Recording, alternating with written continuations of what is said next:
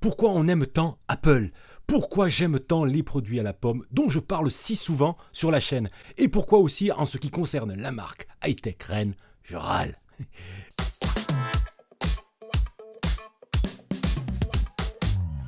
Salut à tous, c'est Giga Content, j'espère que vous allez bien, j'espère que tu vas bien. Si tu es nouveau sur ma chaîne, eh bien, bienvenue à toi. Je vous parle à longueur de vidéos de produits Apple, de l'iPhone 14 bien sûr, de l'iPad Pro, des Mac, des AirPods, etc. J'en passe.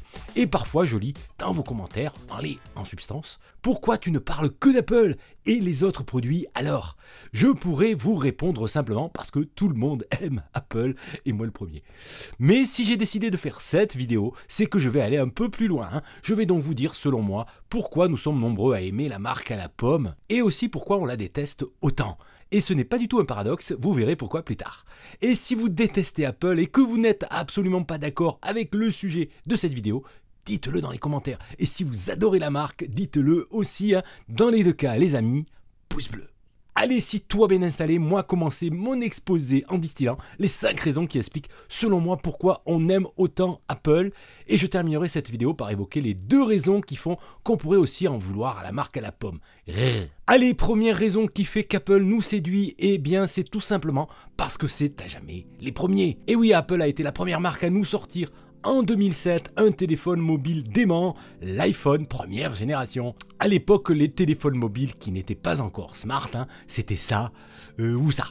Alors quand Steve Jobs présente l'iPhone, c'est vraiment une révolution. Un écran tactile géant, des fonctions de communication jamais vues, une simplicité redoutable et un design tout en pureté. Même aujourd'hui, 15 ans après, presque tous les smartphones actuels ne sont pas si différents à un niveau design. Et puis, le premier smartphone comprenait terminal numérique multifonction est devenu la norme. L'objet qui a tout changé, qui a lancé l'ère numérique dans laquelle nous vivons, connectés partout et tout le temps. Et finalement, tous les géants du marché aujourd'hui, Samsung, Xiaomi, Sony, j'en passe, n'ont fait que copier l'iPhone quelque part. En tout cas, à l'époque. Et l'air de rien, être le premier sur un marché, quand on garde le cap, ça compte dans l'esprit des utilisateurs. C'est l'expérience. De façon inconsciente, quand j'achète un produit Apple, cette notion a forcément une influence. En tout cas, j'en suis convaincu. Deuxième facteur qui fait aimer la pomme, en tout cas ses produits, eh bien c'est la qualité des joujoux que la marque façonne. C'est bien sûr lié à son histoire, au perfectionnisme légendaire de son cofondateur, bien sûr, Steve Jobs. Et cette recherche du détail, de la performance, du design et de la durabilité reste toujours d'actualité aujourd'hui. Même si la marque doit sortir ses produits à des prix souvent élevés. Mais ça, on en causera plus tard. Quand j'achète un produit Apple, moi, je me pose pas la question de savoir si une autre marque propose un produit similaire. Non. Si j'hésite évidemment, c'est entre 2 produits Apple. iPad Air 2022 ou iPad Pro, iPhone 13 ou iPhone 14, MacBook Air ou MacBook Pro. Bref, vous m'avez compris, Apple s'est insidieusement installé dans mon esprit comme la référence tech. Sauf pour les machines à laver, les grille-pains ou les fours micro-ondes.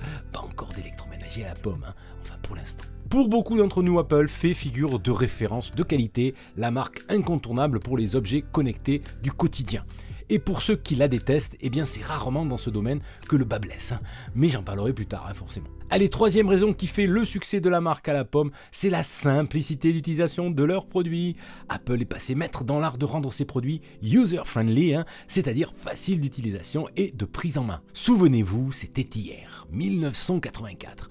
Apple lance son premier ordinateur de bureau, le Macintosh, avec pour la première fois une souris et un clavier, les amis.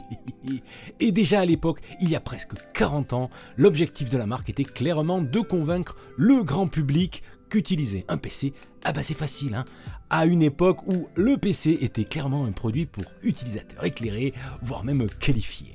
Et depuis ce premier succès, Apple a su forger cette identité forte d'une marque premium pour tous, orientée vers l'expérience utilisateur. De plus, utiliser un Mac ou un autre produit Apple, c'est aussi la garantie d'un fonctionnement stable, grâce à un système d'exploitation qui n'a plus à faire ses preuves. Votre joujou ne va pas planter toutes les 2 heures. Non, je ne vise personne, mais vous avez tous bien compris. Si vous suivez la chaîne, j'en parle souvent dans mes vidéos.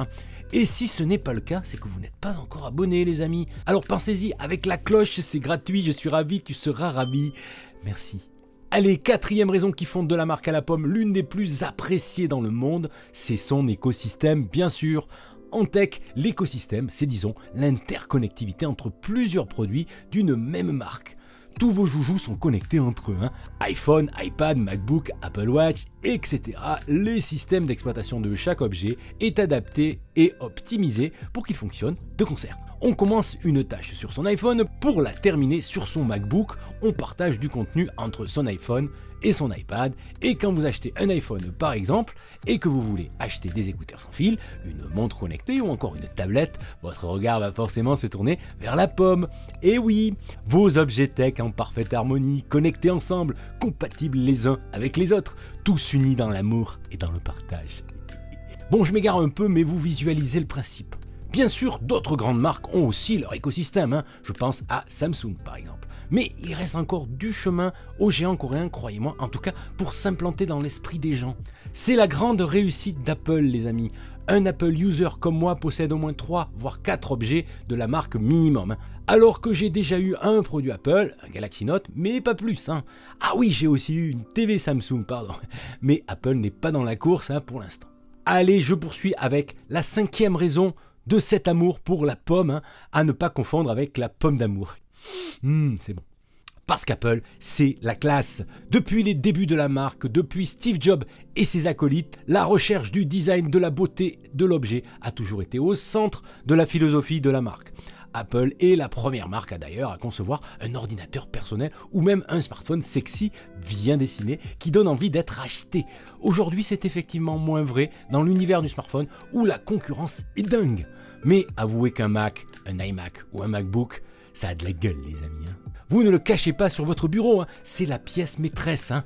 Avant Apple, hein, les PC, c'était ça. Et puis, il y a eu l'iMac, le Mac Mini, le Mac Studio, etc. Bref, les objets Apple ont de la classe, il n'y a pas à dire. On les aime comme on peut aimer sa voiture, son blouson fétiche ou même son poisson rouge. J'arrête la comparaison, hein, ça commence à sentir le pâté.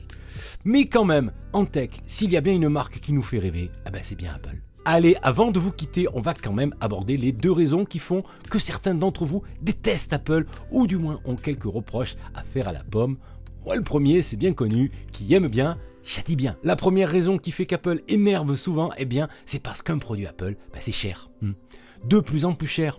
Le prix des iPhones augmente et les nouveautés se font de plus en plus rares, hein. Je ne vous parle pas des Mac, hein. Depuis l'arrivée des puces maison Apple Silicon, hein, M1, M1 Pro, M1 Max, etc., les joujoux sont vraiment performants, presque intouchables pour la concurrence. Mais le MacBook le moins cher coûte tout de même 1 200 €. Pour quelqu'un qui veut un PC portable pour de la bureautique, ça fait cher le joujou. Vous voulez des écouteurs sans fil Apple? Les AirPods les moins chers coûtent 150 €. Et c'est la vieille génération des AirPods, hein, si je puis dire. Je ne vous parle pas des iPhones, le débat est sans fin. Comme je le lis souvent dans vos commentaires, la qualité, ça se paie. Quels que soient les produits Apple dont on parle, il va durer dans le temps, se revendre facilement, vieillir très bien, comme du bon vin. Mais j'attends toujours que la marque à la pomme fasse mieux niveau tarif pour leurs produits d'entrée de gamme. Mieux pour l'iPhone SE à plus de 500 €, mieux que le MacBook Air à repartir de 1 200 €, mieux que la chiffonnette. Vous m'avez compris. Et j'attends aussi plus des produits dits pro de la marque, car les prix augmentent d'année en année et on attend donc l'excellence, l'innovation à ce prix-là. La deuxième raison qui me fait souvent râler à propos d'Apple, c'est sa stratégie commerciale. Apple joue avec nous, ou plutôt se joue de nous. Et ils sont forts à ce petit jeu, les amis. C'est la stratégie de gamme. Premier exemple, les iPhones. Il y a bien sûr plusieurs modèles, plusieurs paliers de prix. iPhone SE, iPhone 13, iPhone 13 mini, iPhone 14 Max peut-être, iPhone 14 Pro, iPhone 14 Pro Max. Mais Apple fait tout pour orienter ses ventes sur un modèle précis. Cette année, en 2022, tout semble démontrer qu'Apple veut vendre plus d'iPhone 14 Pro. Et oui, car les iPhone 14 classiques devraient avoir très peu de nouveautés. Donc, on a envie d'aller vers l'iPhone 14 Pro, là où la marge d'Apple est sûrement la plus importante. Autre exemple encore plus vicieux, si je puis dire, la gamme MacBook. La marque à la pomme est passée maître dans l'art de nous vendre des MacBooks trop chers, inadaptés à nos besoins. Si vous avez une utilisation loisir et bureautique, vous n'avez donc pas besoin d'une grosse configuration. Mais si vous voulez un MacBook avec un écran de 16 pouces, il faut prendre forcément un modèle avec la puce M1 Pro à plus de 2500 €. Si vous voulez un écran au top parce que vous regardez vos séries préférées, vous devez là aussi partir sur les MacBook Pro. Je râle, oui, je râle. Mais au final, les amis, j'ai beau râler, il faut bien le reconnaître. j'aime et j'aimerai toujours le produit Apple. Je la croque, la pomme. Voilà, j'espère que cette vidéo vous a plu. Si vous êtes bien installé, regardez la prochaine vidéo, elle apparaît juste ici. Elle va sûrement vous intéresser. Il me reste à vous dire à demain ou à très vite. Salut!